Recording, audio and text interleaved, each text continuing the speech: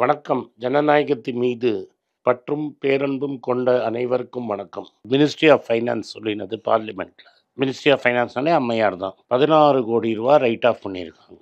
அதில் 9,29,000 கோடி பெரிய கடன்களை ரைட் ஆஃப் பண்ணியிருக்காங்க.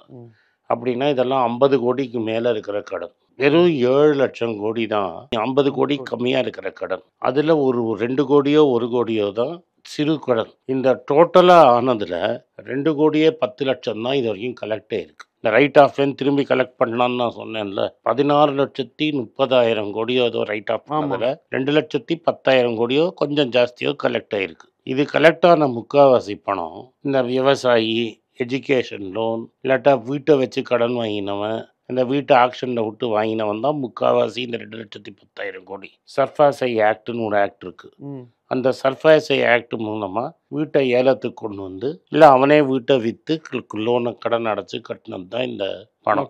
முக்கால்வாசி பெரிய கார்பரேட்டில் இப்போ ஒரு அண்ணன் தம்பி 2 பேர் இருந்தாங்க. அண்ணன் தான் மும்பை இந்தியன் டீமோட ஓனர். தம்பி இப்போ என்ன பண்ணார், ஒரு சோலார் ப்ராஜெக்ட்டுக்கு பிட் பண்ணியிருக்காரு. நான் எப்படி கேட்குறேன், கவர்மெண்ட் பேங்க்கில் 45,000 கோடி ரைட் ஆஃப் பண்ணால் அவன் கம்பெனி எப்படி 300 பிட் பண்ண விட்டீங்க? அதுக்கு அவன் பேங்க் கேரண்டி கொடுக்கணும். Bank guarantee State Bank of India மூலமாக கேரண்டி கொடுத்துருக்காங்க. ஸ்டேட் பேங்க் ஆஃப் இந்தியா ஃபோர்ஜரினோடனே அவரை பிடிச்சி உழுக்காம அவர் என்ன சொல்லிட்டார், நான் பண்ணல, ஒரு ஏஜென்சிகிட்ட கொடுத்தேன், அந்த ஏஜென்சி தான் ஃபோர்ஜரி பண்ணிடுச்சுன்னு. நான் நீ ஒரு தப்பான டாக்குமெண்ட்டை பேங்க்குக்கு கொடுத்தா நீங்கள் சொல்ல முடியுமா, நான் பண்ணல, என் ஏஜென்சி தான் கொடுத்தது?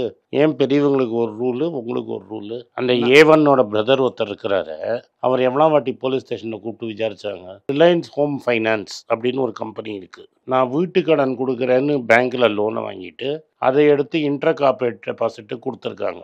கிராண்டன் த்ராண்டன் அப்படின்னு ஒரு கம்பெனி, அதுக்கு ஒரு இன்டர்னல் ஆடிட் ஃபைலே கொடுத்துருக்குறாங்க. இதில் ஃபாரன்சிக் ஆடிட் பண்ணி தப்பாக நடந்திருக்கு, அதுக்கு அந்த கம்பெனி கேஸ் போட்டுது. அது அப்படியே நிற்குது. சரி, இன்னொரு கேஸ் சொல்கிறேன்.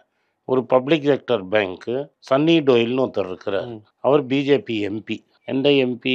ஆளும் கட்சி எம்பி. ஜுஹூவில் இருக்கிற வீட்டை வச்சு கடன் வாங்கிட்டு டிஃபால்ட்டு. ஆக்ஷனுக்கு நோட்டீஸ் கொடுத்துட்டாங்க. சடனாக பார்த்தா ஆக்ஷன்லேன்னு வெளில எடுத்துட்டாங்க. ஆனால் லோனை அவர் கட்டல. அப்போ ஆக்ஷன்லேன்னு வெளில எடுக்கிறச்ச லோனை கட்டல. அப்போ அது என்னது? அது காங்கிரஸில் இருப்பதே எனக்கு பெருமை, காங்கிரஸ் கொள்கையை வளர்ப்பதே என் கடமை.